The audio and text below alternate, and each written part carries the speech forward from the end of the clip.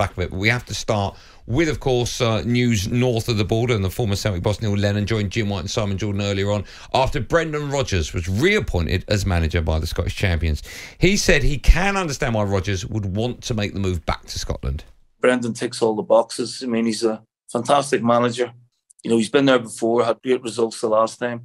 And I think from his point of view, Champions League was obviously a big lure for him. You know, they're already qualified for the Champions League. Endeavour to win the league and endeavour to, you know, further Celtic's reputation in Europe. You know, with the quality of teams and the quality of managers that Brendan will come up against, I think he'll relish it.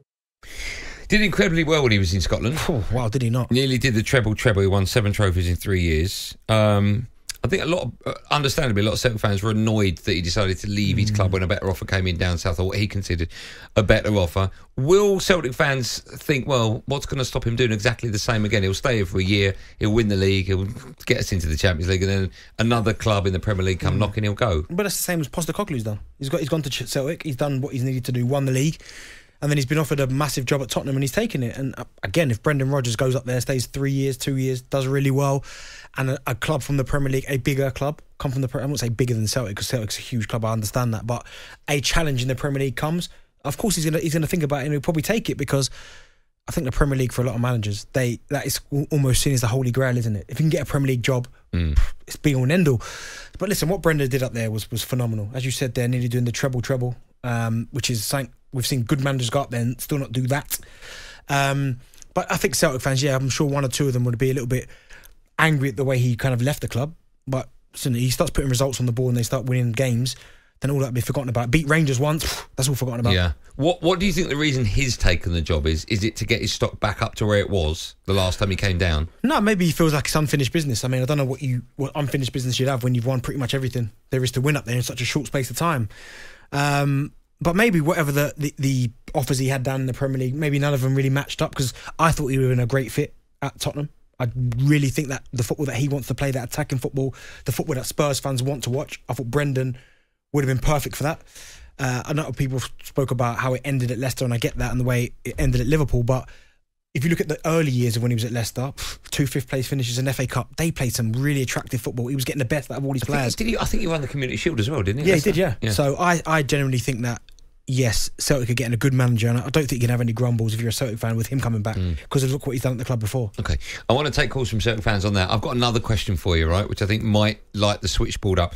Who's got a more difficult job? Is it Postecoglou as Spurs manager to get them into the top 6 minimum? I know Spurs want Champions League football, but it's very congested. Before I even finish the question, that.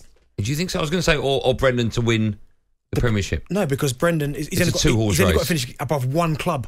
That's it, one club. If he finishes above Rangers, they win it.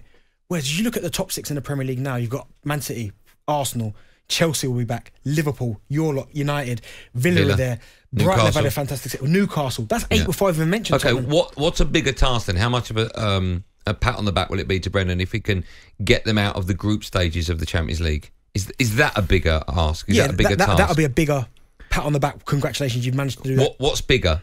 Is it Celtic going into the last 16 of the Champions League, or Spurs getting top 6? I think Celtic getting into the last 16, because they've not done it for so long.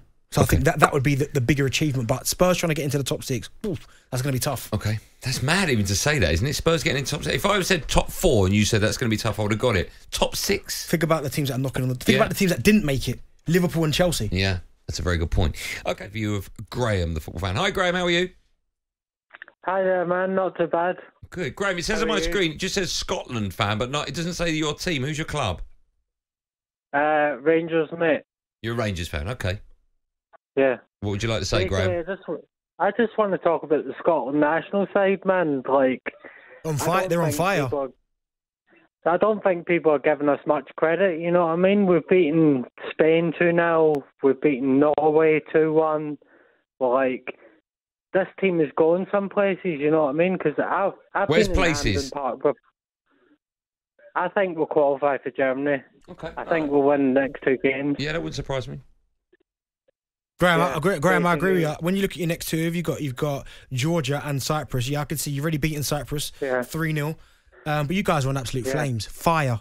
Who's been the main player for Scotland in his last couple of internationals? For me, in my opinion, John McGinn. All right. Let me ask you, you're a Rangers fan, Graeme. Are you slightly nervous that Brendan's going back to Celtic? Not really. I mean, I think our manager, Michael Beale, is building a team in the process.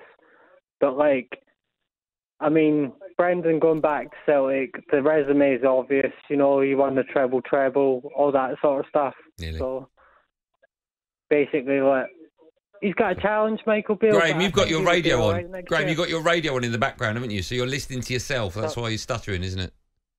So sorry, mate. I've just turned it down. It's okay, Graeme. Do you know what, right? Thanks for your call, Graeme. I wonder, and he spoke about Michael Beale, and listen, we know Michael Beale at one stage said he wasn't leaving QPR and then he was off. Yeah. I just wonder if Celtic and Rangers fans always worry every time they get a good manager, will someone from the Premier League just come and poach them? Because, as I said, Premier League's the holy grail, isn't it? So every time there's a manager does well up there, someone takes them to the Premier League. Yeah, but 9 times out of 10, maybe even 9.5 times out of 10, when they go down south, they're not successful. Well, Brendan was. Yeah, that's why I said 9.5. Yeah. He's one of few managers that have managed Celtic, come down and carried on that success. Yeah. talkSPORT Drive with Andy Goldstein. Monday to Friday afternoon from 4 on AM, on DAB, via the talkSPORT app and on your smart speaker. talkSPORT.